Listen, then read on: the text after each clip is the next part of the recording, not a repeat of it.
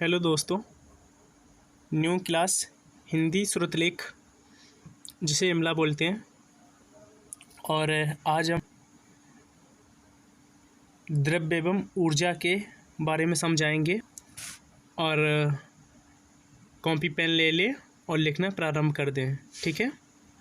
और लिखने में कोई भी त्रुटि होती है, आप उस शब्द को बार बार लिखने का प्रयास करें। ठीक है। तो करते हैं। और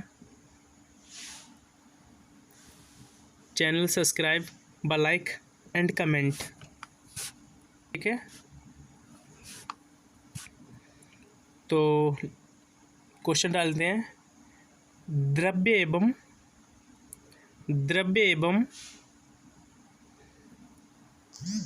ऊर्जा से क्या समझते हैं। ठीक है। क्या समझते हैं।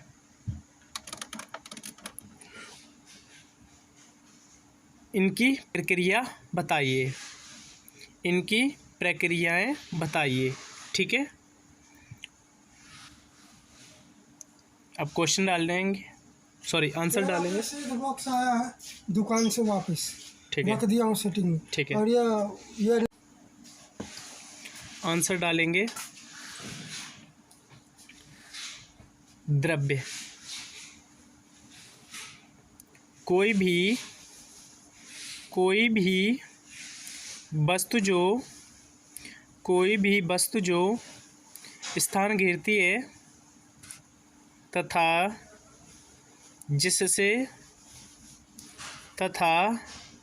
जिसमें द्रव्यमान होता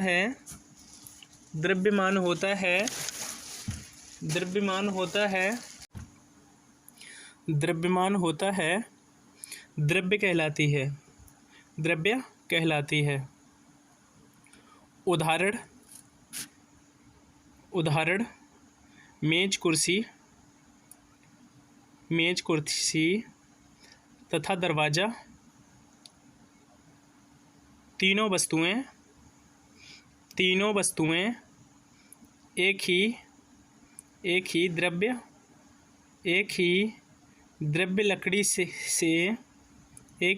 लकड़ी से निर्मित हैं। ठीक है। इसमें मेज और कुर्सी तथा दरवाज़ा द्रव्य नहीं है। वे केवल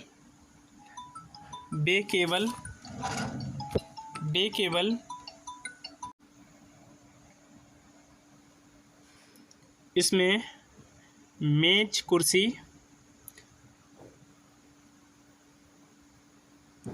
ठीक है। वे केवल वस्तुएं हैं। परंतु इसका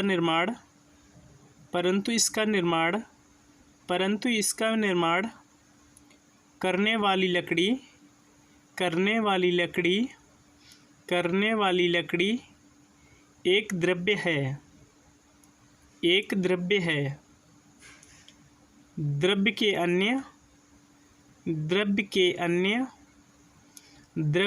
अन्य उदाहरण हैं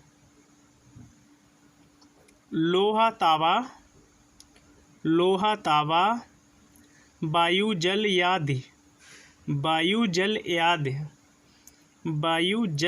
आदि। प्रत्येक द्रव्य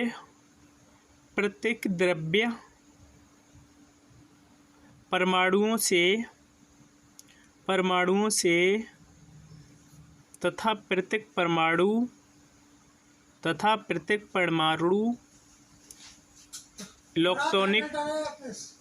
इलेक्ट्रॉनिक प्रोटॉन तथा न्यूट्रॉन से निर्मित होता है। हेडिंग डालेंगे ऊर्जा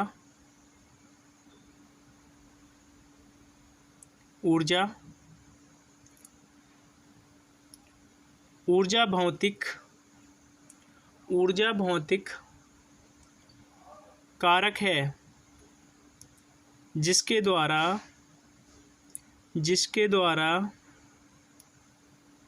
कर्ता में कार्य करने की क्षमता उत्पन्न होती है।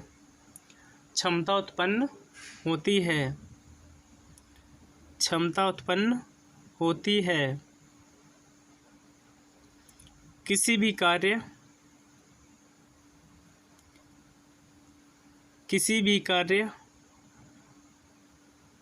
को करने हेतु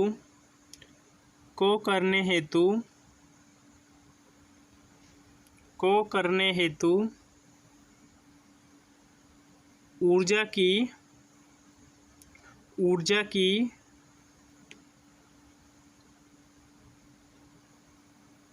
जरूरत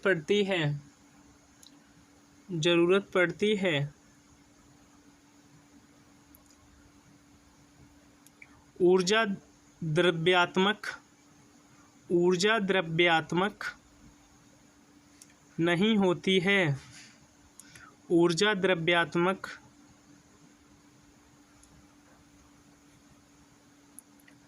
नहीं होती है,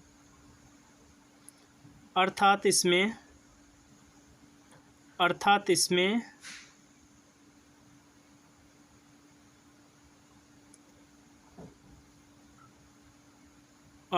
उसमें भार और आयतन याद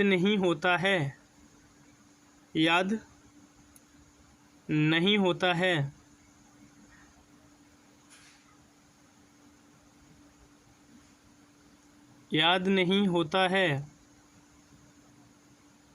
परंतु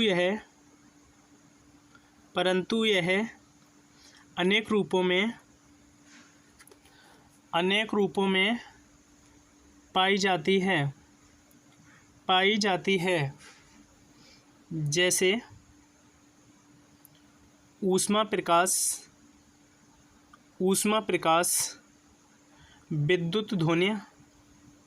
विद्युत ध्वनि याद।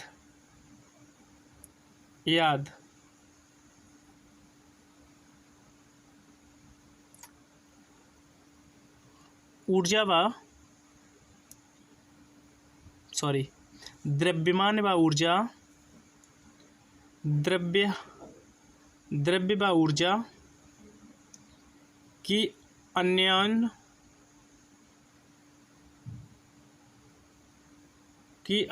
प्रक्रियाएं 20वीं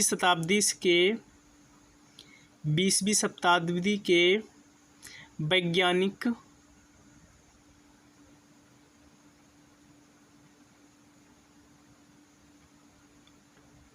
एल्बर्टस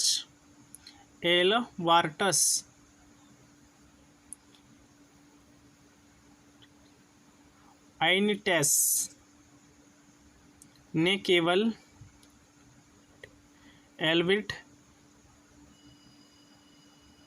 ने केवल गणनाओं द्वारा यह सिद्ध किया है द्रव्य एवं ऊर्जा एक दूसरे के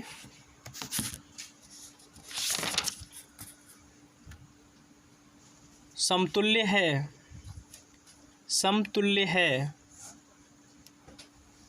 द्रव्य को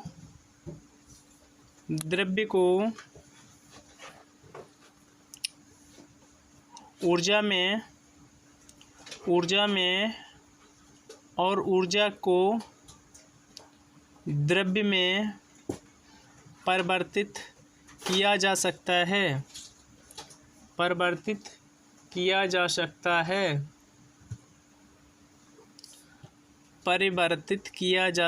है।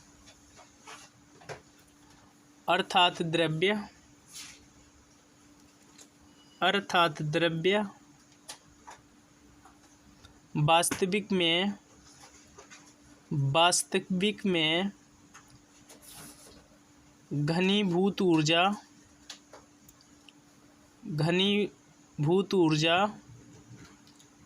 होती है।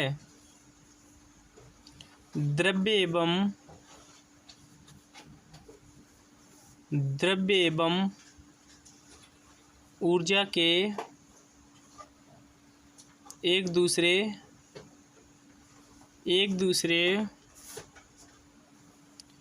को प्रभावित करने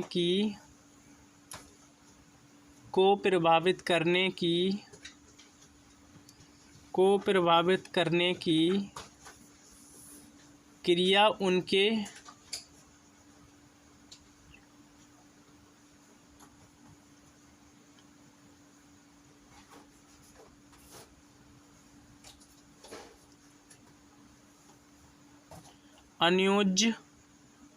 अन्योज्य क्रिया कहलाती है।